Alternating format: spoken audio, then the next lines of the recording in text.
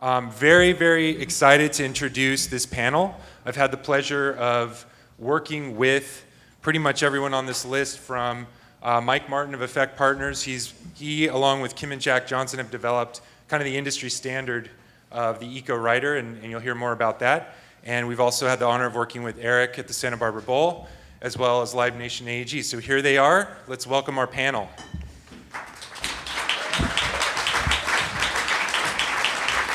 Models for greening and engagement. There's stairs on this side.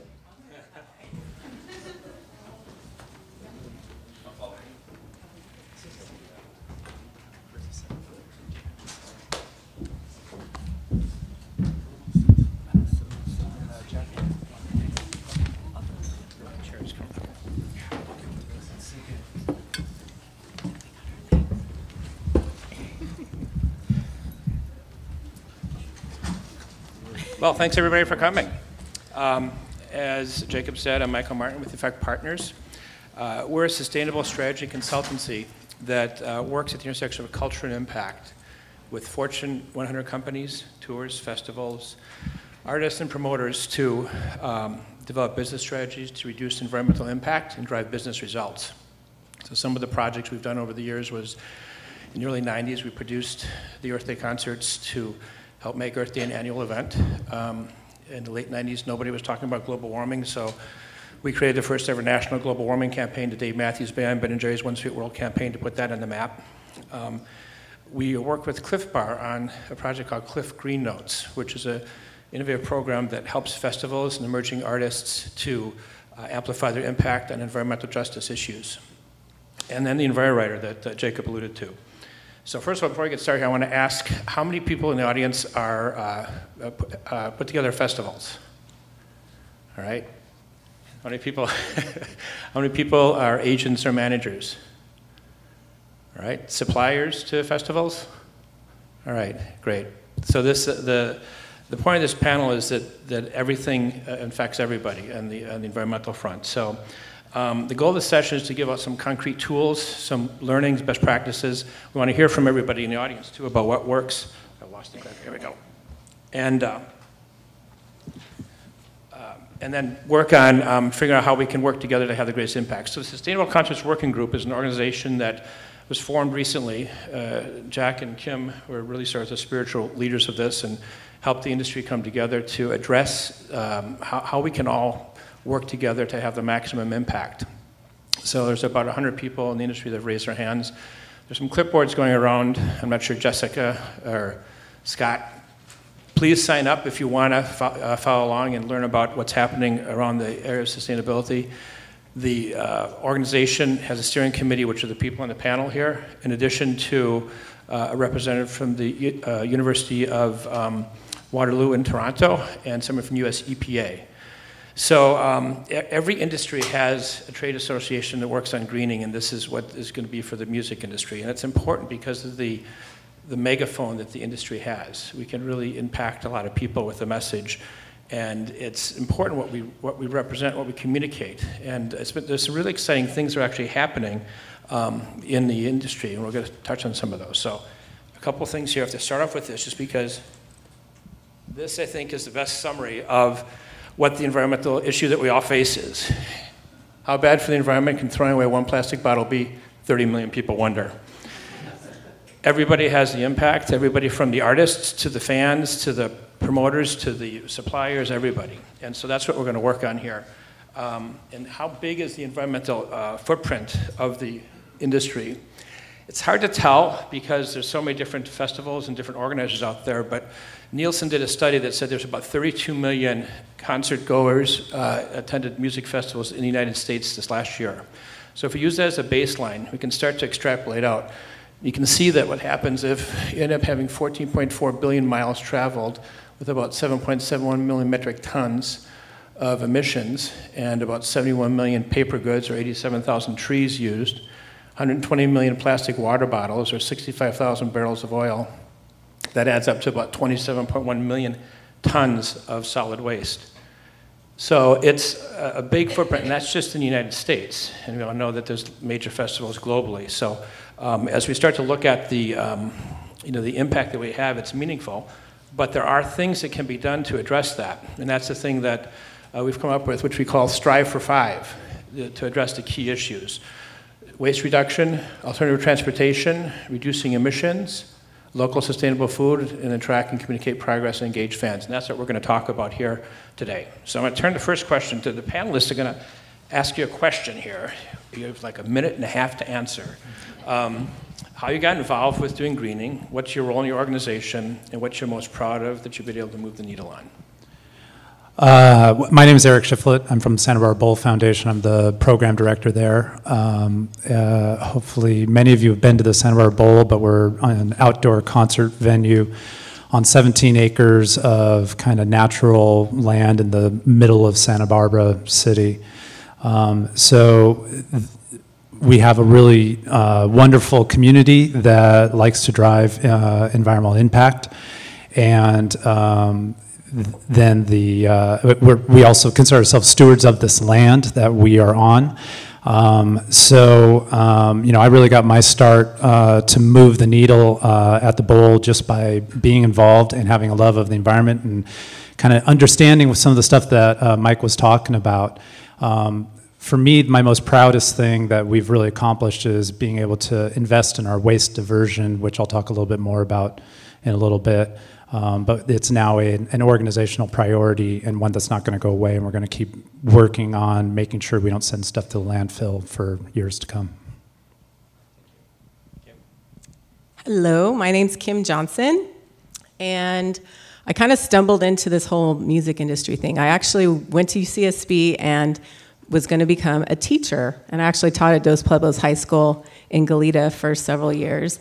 But then this guy over here, who I met my first week of college, kind of decided he wanted to be a musician. So I got sucked into haphazardly being a manager for him because I was a math teacher, and so he needed help like with selling his T-shirts and coordinating his tours. So I was good with like spreadsheets and counting things and making sure things added up, and settling up the shows at the end of the night. So somehow I found myself in this touring role, and one thing led to another, and we started touring small clubs, then they grew, and I left teaching. But it kind of came back where, as we saw the impact, and maybe Jack can talk a little bit more about that, but in any industry you are in, you can't be blind to the impact you're creating. So as his career grew and as we were playing bigger venues, we couldn't be blind to the impacts that were created there. And so I think with, how I approach things as a teacher, I kind of wanted to, solve the problem but creatively solve the problem. We're involving people and making it an educational moment where, we could all learn from what we're doing, how changing our behavior. So that's kind of how I stumbled into all of this. Oh, you took all the good stuff, baby.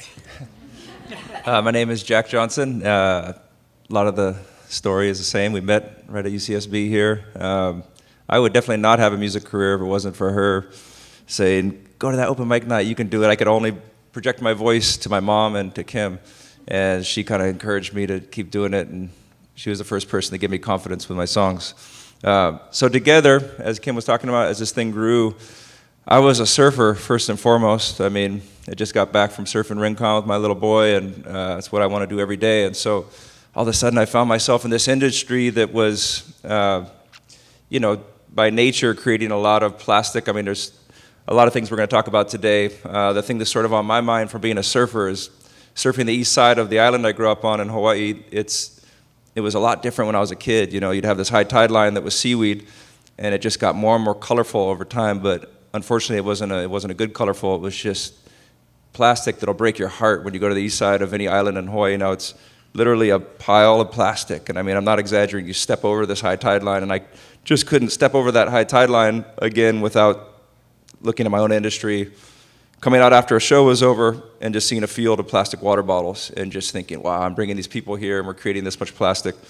And so, to the end of your question about the thing I'm most proud of, well, I'm most proud of her because she's the one that has always encouraged me. We can do all these things. A lot of times I'll bring something up, but the next day it would just be off my mind, and she would make a list and she would start attacking it, and we would form a team and actually accomplish these things that I'm so proud of now that when I look back on our touring.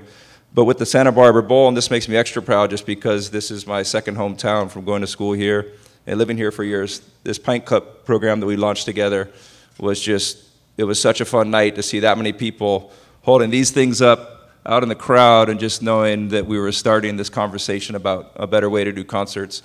And so I won't take up any more. I think I went over a minute and a half, but that'll be it.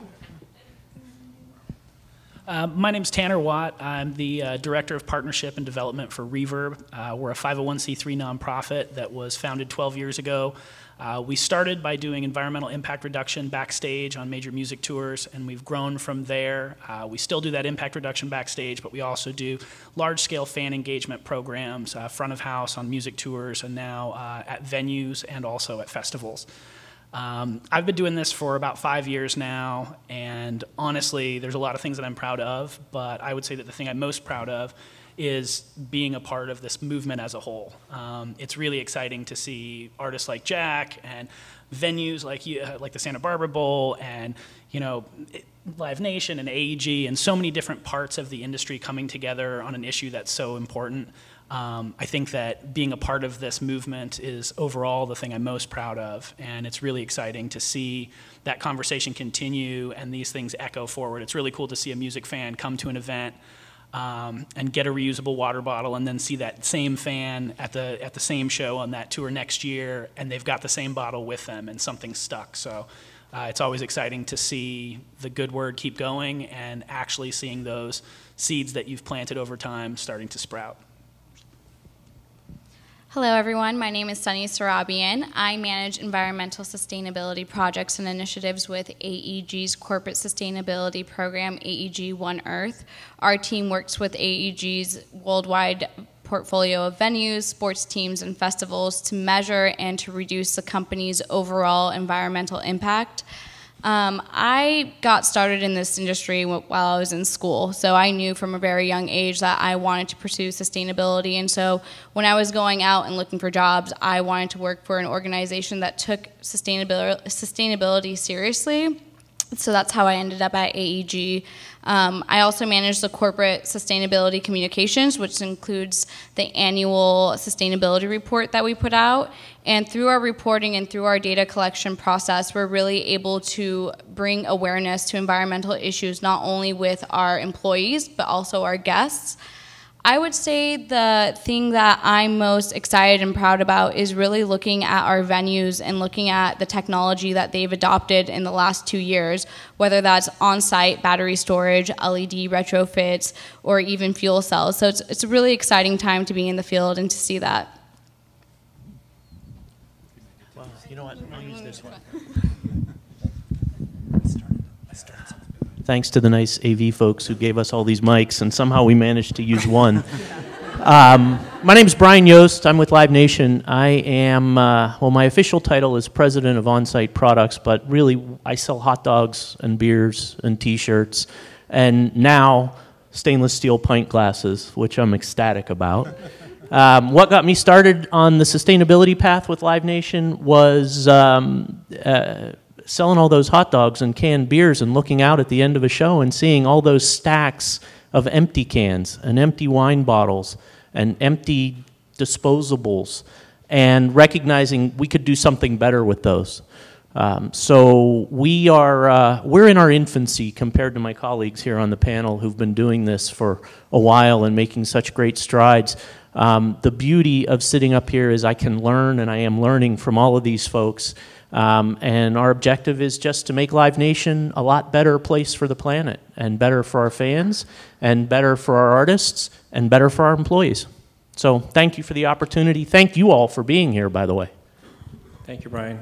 Jacob, I have to ask you. Thank you. Because we started 10 minutes late, can we do 10 minutes longer then? All right, thanks. All right, phew. I'm trying to think how we're going to cut stuff out here. Okay, so Eric, waste reduction, first try for 5, waste reduction. It's a huge impact. It's visible, It's actually a huge cost. You can save a lot of money with it, and Eric and Santa Barbara Bowl has done some amazing work with the My Cup of Me program. Can you talk about that? Yeah, so we, the same story as everyone else talks about, just looking out and realizing everything that's going on and the impact that we're having. And you know that on a single night, you just are really just going through a lot of stuff and really just going through so much single-use items. And then, community feedback of like, what are you going to do about that? What are you going to do about that? It was awesome to have the opportunity to work directly with Kim and Jack to talk about ways we can change that. And every time they would come, they had their Enviro Rider, and then we started seeing that Enviro Rider with other bands. So we realized we needed to do something. We needed to start to make an impact. We needed to start to make a change. And we came up with the idea of the My Pint and Me program, the reusable cup program. I'm personally one that really hates greenwashing, so I wanted to do something that wasn't just putting it on the fan to make a change. That I wasn't just saying, hey, get a reusable bag, get a cup, and just use it, and there I'm done. I've done my thing. So I wanted to do something that really had the organization invest in this program. So we did the pint. We launched it when Jack came, and it was the perfect spot. They had the same idea. We were just like-minded, ready to go. And so for us, we sell the pints. And then we give $1 refill, $1 discount on all refills for the life of the pint. So forever, whenever you bring your pint to the Santa Barbara Bowl, you get $1 off your beer and wine, soda, beer or tea, coffee, whatever it is that can go in there. We'll give you $1 off. And I felt like that was the way that we can make an investment. The next part of that, and this, the pint is the front face of how cool it is. The part that we really needed to understand was what was our impact. And so that's when we started doing our waste diversion. We hired a local company to help us divert our waste. We sort every piece of trash at every single show. We've gone from 89% diversion to 91% diversion, and this year we just wrapped up, and we're currently sitting at a 93% diversion. I've got one more show to report. I don't know what that's going to do, but it should stay right at about 93%. Not only are we diverting that much, but we're actually decreasing the amount of trash. So through an audit that we do every single year of the trash, I now know everything about trash, we identify the things that we can start to eliminate that are single-use items. We eliminated pizza boxes by working with our vendor to deliver them without pizza boxes. We eliminated wine bottles by switching to keg wine. We went from, I'm going to get the numbers wrong, but I think it was 700 yards in 2014 of landfill. We're down to like 500 yards this year for the whole season. But it was about a 30% reduction in just gross volume. Not just landfill, but everything. And I say that's amazing. If you think about that, 93%, the industry average is about 15%. So it's a huge compliment to your efforts. Thank you. So we do have a local compost program. We're able to get everything into composting. We use 100% compostable items in concessions. We have our reusable pint program, and then we also do a lot of recycling. So we send about 7% to the landfill. Amazing. Thank you. Jack and Kim, you guys have been singularly focused in many ways on single-use plastics. How can you reduce plastics? For as many years as I've known you, what can we do to reduce plastics? Why don't you talk about some of the stuff you guys have done in that area? Well, I was thinking back. So we we've been on tour for a while, but we started a festival in Hawaii called the Kukua Festival in 2004. And the first year we thought we were doing great because we were recycling all the plastic water bottles. Like, recycling was really big. And then the second year, we thought we were doing great because we got these biocompostable water bottles, and we were going to compost them. But then we realized, oh, there's no place to compost these bottles on the island. So that year was kind of a wash. We kind of flailed. And then it was like, basically, we had a change in thinking. It was, we shouldn't be using single use at all. What we need to be moving towards is hopefully encouraging people to break that habit, total behavior change, and that we need to be using reusables. So our mind totally shifted, and we started providing water stations and telling people, bring your own water bottles in.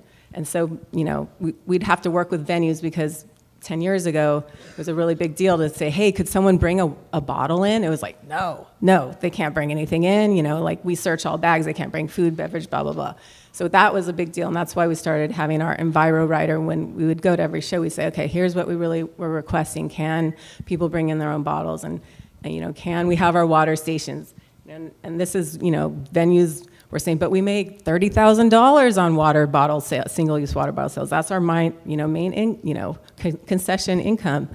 And so it was a dollars and cents thing, and we slowly had to convince the venues that, let's not look at the income, let's look at, at the end, think about everything, the impact. So now it's been really great because I think we were persistent but nice enough with all our venues. We didn't turn anyone off. You have to make these suggestions and, meet them where they are and hopefully bring them up a little bit. And then, also work with your fans to know that they want to be a part of this change too.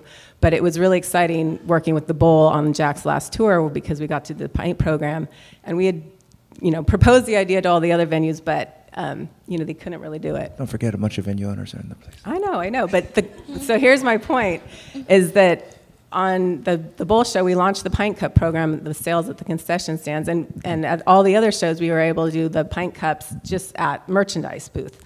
And we were calculating the numbers just recently because we're going out on tour again. I don't know if I can next summer. So we're getting, going to be ordering our pint cups and realized that at the Bowl we sold in 2 shows 1,200 pints, and we had given away another 500 as incentive. So it was, I think the pints per sold was about 14%. And then at all the other shows, 22 other shows, we sold only 800 pints, and it was under 0.5% of pints sold per show. And those weren't, pushed at concessions and anything. But what's exciting is that we're talking with all the venues for the next tour, and about all out of 20 venues, 18 have committed to starting a pint cup program. So I'm just really excited that the change is happening, and they're looking at these examples of the Santa Barbara Bowl program to see this is doable. People are ready to make these changes. People do want the incentive of the cup to bring it back, and I think it's just slowly ramping it up. So yeah, I'm excited.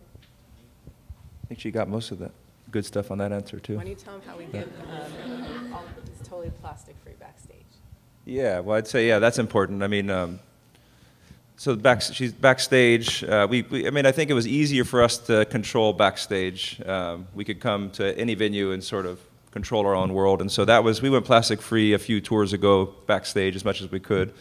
And we'd always give out, we were talking about this at lunch, we'd always give out the first day of tour, everybody on the crew, truck drivers, everything. And it was really cool to see the truck drivers come in and thank you every day because they had their new coffee mug that they would use on the tour, the insulated ones. And we got this as the new gift for this year? Or no? No, they got them last time, okay. This is a little utensil set. Our 12-year-old kid takes this to school every day. It's really cool because he has it tied onto his backpack with a carabiner. And he knows he's only allowed to go get these little acai bowls if he has his own bowl and everything. So he's a real reusable kid. But anyways, not to digress, I tend to.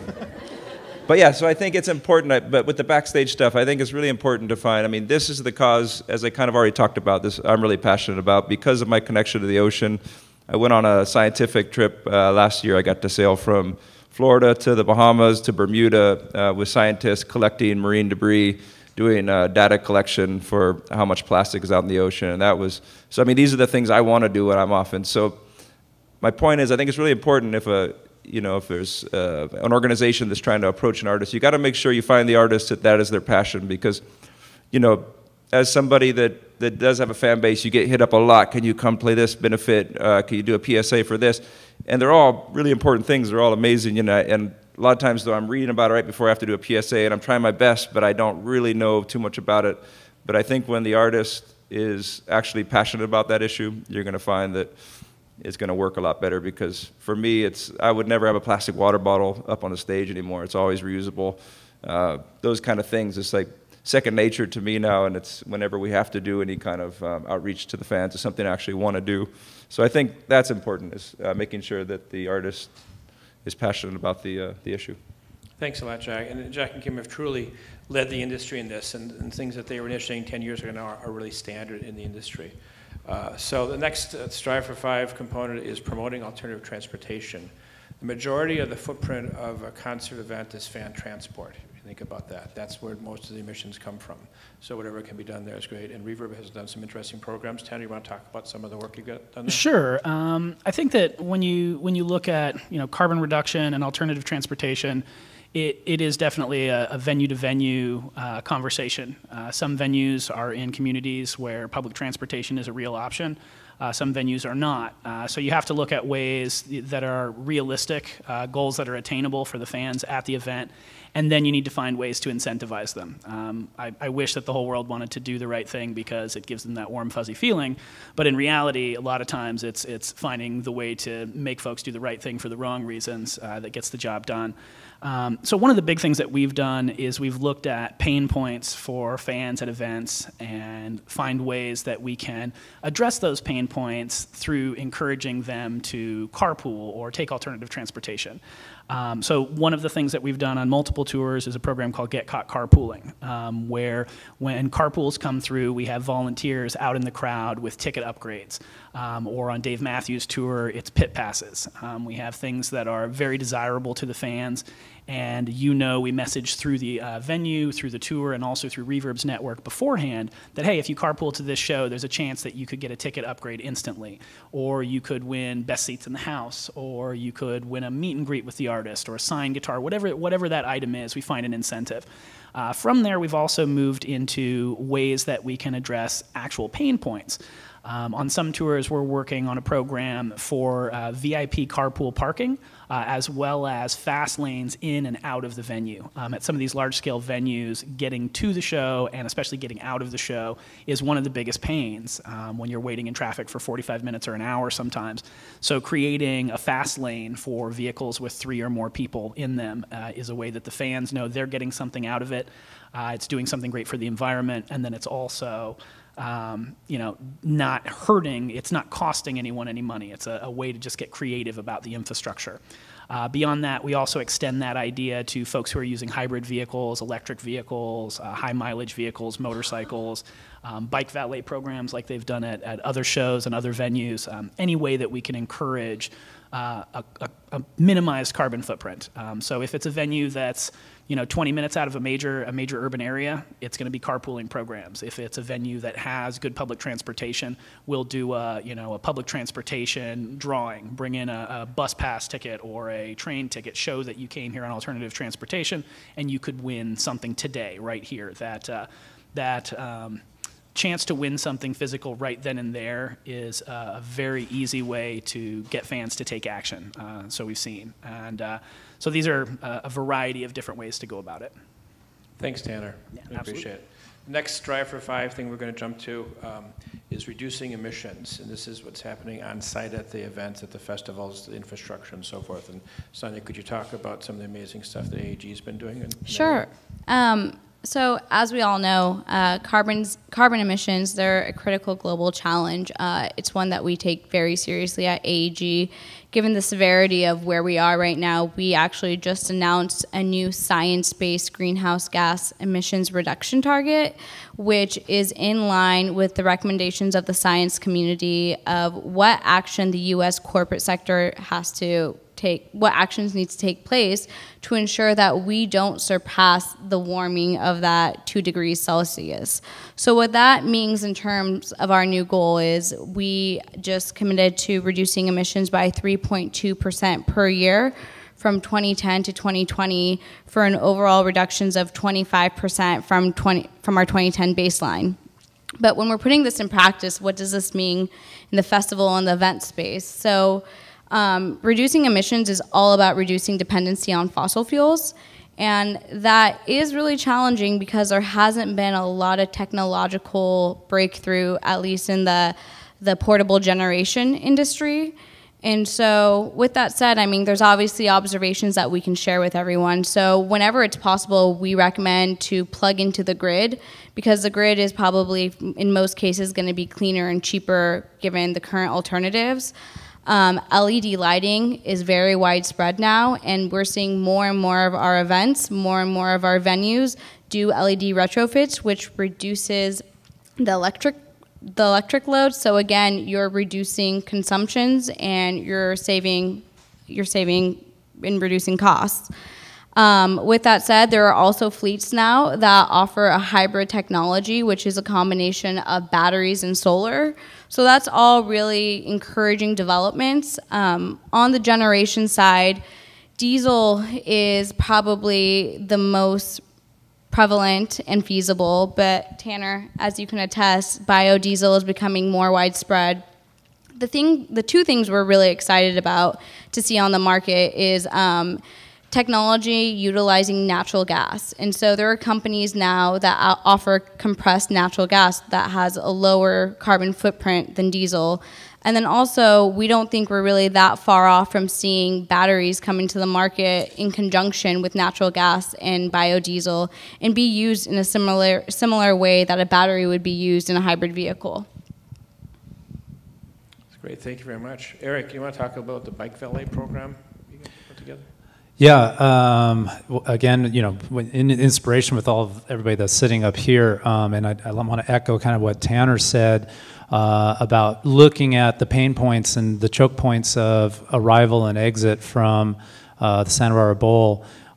We really wanted to identify ways to get cars off the street. And for us, a lot of this comes from selfish reasons of just finances. You know, the waste diversion, the cups reselling, everything, we've put that into the financial mix and say, how do we actually make more money by doing these things? And we think that our brand and our value goes up, and plus we're saving costs. So with Bike Valet, we do a complimentary Bike Valet at the very best parking that you can have for every single show. And we work with a local nonprofit, BC Centro, who runs the operation and uses volunteers to come in, park bikes.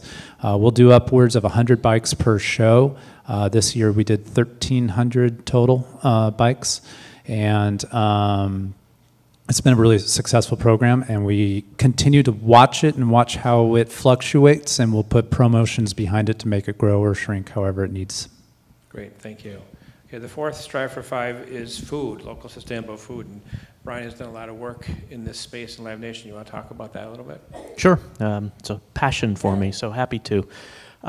We started a couple of years back a program where we serve all of the proteins in our venues are humanely raised, as certified by one of 3 organizations that are recognized by the U.S. Humane Society. So we're certain that the meat is of good provenance, it's great quality. That was, by the way, a wonderful side effect was not only are we serving meat that's been properly raised and properly harvested, it just tastes better. It's unbelievable. So we're able to serve a better product and feel better about serving it. We also serve locally sourced produce, and we define locally sourced as roughly within 150 miles of the venue. So when you buy that humanely raised burger, the tomato and lettuce and onions that are on it have come from a farmer within that radius of the venue, which is also important to us. We continue to look for ways to provide for dietary needs across a wide spectrum of vegan, vegetarian, all of the important dietary concerns that our fans have. But more and more, we're looking at ways to reduce the footprint of the food that we're serving. So things like we have switched last year to all compostable serviceware. Now, it's a little bit of a double-edged sword because we operate in some communities where we haven't yet sourced someplace for that compost to go. But we're working toward that, and with the help of one of our newest colleagues, Lucy, wave, we have hired a manager of venue sustainability, which for Live Nation was a huge step, but one that speaks both to our commitment and to what we believe to be the payoff on the ROI of sustainability.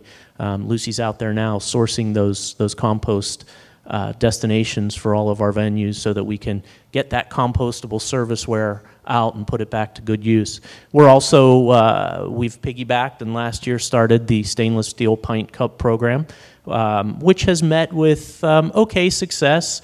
We're looking forward to working with Kim and Jack on their program, hopefully expanding the success of our baseline program. And we have even done what many would say would be the impossible, and that's working with Tanner and the Reverb group. We've had water filling stations at all of our venues and all of our festivals now for several years, or for at least the past couple of years. And this past, I guess it was in October, we did a country festival in Las Vegas called Route 91, and we worked with Reverb, who set up a water refill station, and we sold Nalgene bottles, and they said it couldn't be done, but even the country audience bought us clean out of every single Nalgene bottle that we brought to the event, and we were really proud of that, and we believe that has legs across a much broader portfolio of festivals and venues, so we're excited about that.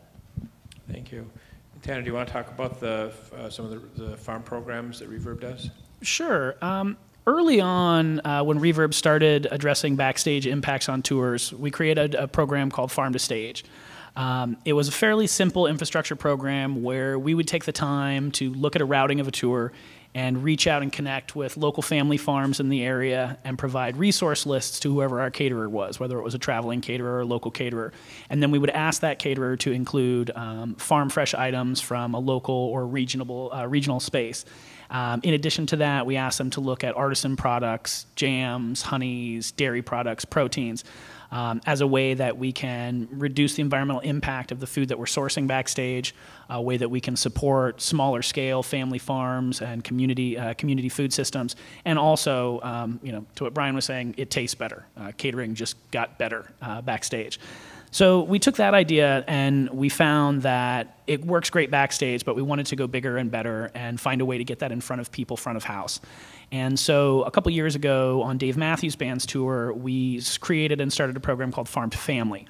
And Farm to Family is a program where we choose an item that we can sell for a donation to fans. The first year we did it, it was Dave Matthews Band branded basil seeds, organic basil seeds.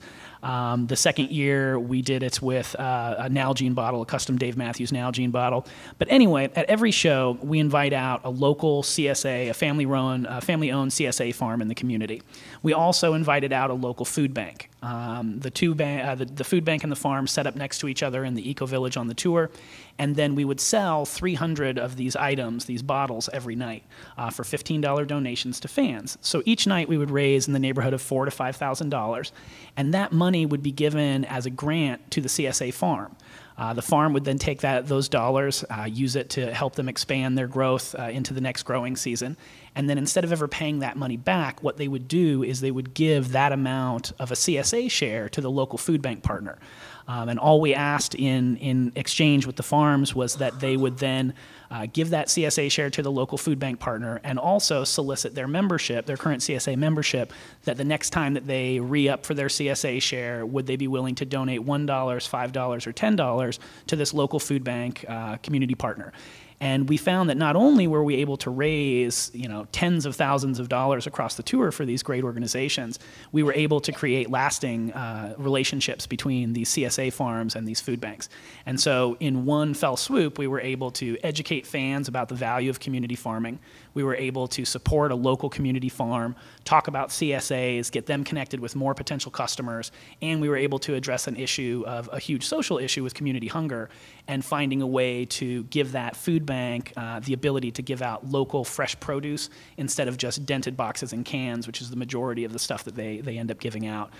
We found that it was very gratifying to the food bank. Most of these food banks are groups that are run by volunteers that never get a pat on the back. For them to get the highlight of that, the soapbox or the megaphone of a rock star was really gratifying to them, to the farms as well. Fans were excited about it, and it was one of those programs that really crossed over demographics of fans. Whether you're a country fan or a rock fan, it doesn't really matter. When it comes to supporting local farming, it's an issue that doesn't really have a left or a right place where it lives. It's just an important issue. The issue of hungry people in the community is something that we also found connected with pretty much every fan. And it was a very successful program. It had a lot of great impact, and it was able to create ongoing relationships between these groups in these communities. Thanks, Tanner. Yeah, all right, the last Strive for Five is, it's a great program. Communicating progress and engaging your audience. And Jack and Kim have a lot to talk about in this because you've done so much stuff in this area, but I want to do a slight point of question at Brian, because one of the issues that we always face with this is everybody say, yeah, this is all well and good, but what does this mean for, does it cost me money I can't do this, we have to make money at these shows. And Brian, you know, you're part of a publicly traded company. How do you guys look at the ROI of sustainability? Kim, don't let your math teacher self get angry at me for saying this, but it's really difficult to do a traditional ROI study on something that you know innately is the right thing to do. But it can be done. So we look at the ROI in terms of savings, and my fellow panelists have talked about the great savings that they've been able to achieve, whether it's in energy management or waste management. There is real money there. There's money on the revenue side of the equation when you look at sponsorship opportunities or new business selling off recyclables, things like that, that is, again, real money and helps to offset those costs that Mike talked to. The intangibles, though, are things like brand. It's really difficult to say how much return you get by creating a great brand that's has a conscience and that wants to do the right thing. Now, you can look at it in terms of employee engagement, because employees are going to want to work for you if you're doing the right thing, and that'll cut down on employee turnover and training and all the costs associated with both. And you have to look then at the negative side of the balance sheet and the potential issues that could come about with risk management. We had a venue in New Jersey a couple of years ago get fined by the New Jersey regulatory authorities for not having an active recycling program in place. And that check went right to the state when it could have been avoided and been turned into something much better had we been doing the right thing. So it's not a traditional ROI, but there really is a return on sustainability, on taking care of the earth and the fans and the artists and the employees that we engage with. Thank you. And so measurement is a critical part of it, and communicating the measurement of the impact. We started off with some of the impact here. But Kim and Jack, why don't you talk about some of the stuff that you guys have done over the years? Well, I think the biggest thing that we did, we'd been doing it on, like Jack said, the backstage side, what we could do for a while, you know, and we had, you know, asked venues for certain things, and some could do it, some couldn't. But what was the tipping point for us was actually thinking about our environmental goals at the very beginning of the planning of the tour, and having our plan in place to communicate that outwardly to the fans and to all the promoters, to our the radio promotions, like basically everything that you have to plan for a tour. We looked at it through the lens of how can we message out these sustainable initiatives that we want to do, and that was when things started really, you know, taking hold. So that was probably on our 2008 tour that we kind of really took it to that level. And so we actually reached out, and we had been doing our Village Green for a while, but we picked our groups before we even announced the show. So we knew we had the nonprofits, and so they would be involved in the promotions. Do you want to give them some of our promotion examples? Yeah, so, no, it's true. It's a lot of times you hear, you know, I mean, back in the day, I guess maybe you still hear it, but like be the ninth caller and win tickets or meet the band or whatever. Kim, and I actually want to give the chance to recognize Jessica Sheeter, who's over there. Do you mind giving a wave, Jessica? Yeah. So Jessica is involved with our tour in a big way. She's one of her roles is helping to coordinate all the nonprofit groups, and Kizzy's in the back. Kizzy, can you give a wave? And Emmett right next to her. They're both part of our management team. And so, like Kim was saying, you know, I mean, this stuff all does take a lot of time to look at it from the very beginning and think all the way through what we can do. And so instead of be the ninth caller, we started thinking we could use those moments. I mean, it depends on where it was. It was kind of place-based. So in Hawaii, a lot of times we've done, for our festival, it's come out to a beach cleanup, and then you win a chance to get backstage passes or things like that. Yeah, free tickets, a number of things. So it's engaging the fans even before the show to come out and participate in their community. On the last tour, we did a similar thing, a farm-to-stage dinner, basically. It was fun for me, too. I got to taste amazing food on the whole tour because we had a local chef in every town sourcing local ingredients and then cooking this meal backstage. And people, to get a ticket to that, they would basically go out there's a lot of ways. They could either go to a farmer's market, right, and like send in selfies, shopping at a farmer's market, supporting local agriculture, basically, doing a farm-to-table dinner in their community and sending in pictures of that to the radio station. So it was a way to kind of work with the stations. But I think on a bigger thing, one of the things I wanted to mention, which is really nice, is there was a point where it was always talked about how do we green our tour. You know, that word got used a lot. And to me, that was something that was a good starting place, but it was all about mitigating the negative. You know, it was kind of assuming that there's going to be a negative impact, and how do we lessen that? How do we mitigate that? And that's important to do. It's a great starting point. But I think what's really nice now is when we tour, we've actually got to the point where I feel like we're expanding on the positive finally, because of connecting with all these nonprofit groups around the world, and then creating these relationships, not just with our fan base, but also with the local radio stations. A lot of times we're seeing now these groups that might have met at the show are collaborating, sharing curriculum, different things through grants. We keep in touch with these people, and so we're learning a lot about how these partnerships have expanded. And so I think that's one really nice thing about touring now, is that this conversation has grown to the point where it's not just about mitigating that negative, but expanding on the positive. Anything else? And so when our so people can engage on these topics in advance of the show, and then all of our messaging, whether it be through newsletters or social media, communicating with the fans. And even when they go and buy a ticket, there was the opt-in for, do you want to make a donation to some of the nonprofit partners at the show? Do you want to, offset your transportation to the show with a carbon offset? So these are all things they could do in advance of the show. They were reminded to bring their water bottle. They were reminded that there was a bike valet. There was even a pre-registration page for the bike valet, so we could try to get a count on how big of a space do we need, because some places like Bend, Oregon, we had a huge bike, there was so many people that came on their bikes. So in advance, and then from the moment they walk in, that we had, and we're going to change this for the next tour, but we had printed passports. This next tour, we're going to go to an app and hopefully have more of a tour app. But you recognize Jacob, by the way? Yes, and that's my cousin, by the way. Really, we are related, first cousins. But yeah, Jacob's been awesome. Aniracom's been with us since the beginning and helped us create, all this messaging and the media around it, and going to be helping us with the app. Now we have to do it. Yeah, we're going to do it. It's going to happen. And so people, the incentive, and so every action they can take, whether they carpool, they'd get a stamp on their passport. This is where the teacher thing, can you guys tell? Get your stamp. Okay, did you do it? Okay, good work, good work.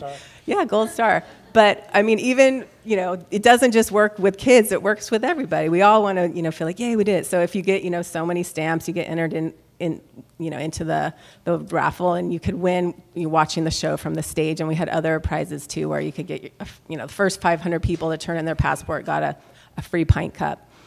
So every single action, you would get your stamp. And visiting a nonprofit, or, what are some of our other actions? Recycling, there's every single action you would be rewarded for it. So it was just about messaging that throughout the show and leading up to it. And then tracking your data. So I learned that from Michael. I think you even told me you can't manage what you don't measure. Right. Yes. I learned that from you. Yay. I remember it. Quotes him. So 2006 or something. Yeah, or 5. I don't know. We've known each other a long time. So so that means you have to have your systems in place on how you're tracking your data. And so you need to have that thought out from the beginning. What are the changes we want to make, and how are we going to track it? And then you learn so much from the, how you want to tweak it the next time around. And whether you're doing a music festival, a food festival, whatever, film festival, just think about what are your goals and then track towards those, because it's going to help you make decisions going forward. And then just remembering that the people coming to your festival want to be a part of it. So you need to give them a option to be a part of it, and communicate with them. So, just think that all ahead of time. Thank you. I know we're running out of time, but we did want to have an opportunity for people to ask questions quickly, if there's any questions that people have in the audience. Anyone? See, it's cinch, there's only 5 things you have to do. It's easy. Yes. I go on tour also, and a couple of years ago, we tried to do the water bottles, aluminum water bottles, and sell them. Now, this was a few years ago. And we tried to do the aluminum water bottles, but venues pushed back, saying that they could be used as projectiles or deadly weapons. Did you guys ever get any pushback like that? Yes. Has it changed? 'Cause Well, yeah, I mean, you're right. Times have changed a little bit. People are a little bit more comfortable. We are recognizing that the threat of projectiles is not as big as we were all nervous about. From our side, we're a venue trying to drive this program. We actually receive same type of feedback from artists. So the best thing that I can say, especially there's some festival people out here that organize festival, there's some artist kind of people out here. The best thing is be flexible and ready. We don't just use the stainless steel pint. I also have a silicone version of the pint. I also have a softer plastic, cheaper version of a wine glass from Govino. And it allows me, if I do encounter an artist or a special situation that we can't allow the metal pints in, or somebody is nervous around it, that we can make a switch to silicone or plastic and check them in and give them back to the customer. But those are both reusable as well. You're talking about. That's right. Yeah, they're reusable. They are reusable containers and still receive the $1 discount. And this is just something that I've learned, right? Over years of doing this with the pints, and now I've got several different types of containers that we can sell. And the challenge some venues have is the local regulators won't allow you to refill cups, and that's been the biggest challenge. But we're sort of starting to see that change as people are becoming more enlightened. Yeah, California is good that they will allow you to refill as long as the nozzle doesn't touch the rim of the cup. We talk a lot about engagement, not just of fans, but of actually of employees. And so we have a lot of volunteers that serve employees, and we have to train them, and let them know why we're doing this and what's going on and how do you handle it and what do you do. And that's just a continued messaging internally that we have to go through. Do you have time for one more question, Jacob? Anybody for one more question? Yes.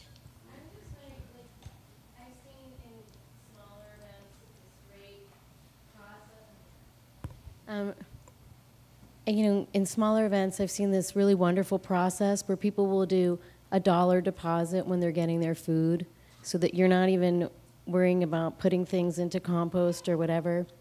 And I'm wondering if you guys have explored implementing that in your venues, and if you'd be open to that, because then you also don't have the transporting the trash to the next place and all these things, and then people have their buy-in and their extra incentive. Okay, here's my deposit, and then I get it back when I bring it back, and it's a way that people can participate in helping. I know. I'm not a venue, but we wanted to do that idea for so long, and there's issues on larger scale, but I think on small festival levels, I have seen it successfully implemented. Like you said, like 1,000 or even 4,000 or less, people get their whole kit, and I've seen it really work. And we did a similar panel at Polestar, and there was a man in the audience who, what festival was he from? He came up and talked to you at the end, from Oregon. But it was really, it is happening, and people just include it in the ticket price. Like you just, get your whole kit when you come in, or like you said, it's a deposit system. Yeah. But I explained we're going to be doing the pint cup program similar to what we did at the Bowl at the next tour with several more venues. But our goal with this guy, because he's open to it, is doing a complete plastic-free show when it comes to cups. So we're gonna do no cups at Jack's next show. Right? Can I officially announce that? We're going for it. It's now public. I do this. All right. That's our goal. All right, well, we have run out of time here, everybody, so I wanted just 2 quick things here. Please sign up. If you're here, you care about this, sign up on those sheets that are going around so we can start to build this community of people who care about sustainability. Also, if you go to the FestForums part of our site there, that it has the URL, it has a bunch of resources as EnviroRider, EnviroTour, and there's pages of stuff that Jessica and Kizzy and a lot of people have pitched in on. So please use that. And thank you very much for coming. Really appreciate it. And thank you everyone on the panel. Thank you.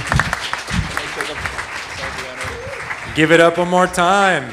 Awesome sustainability panel.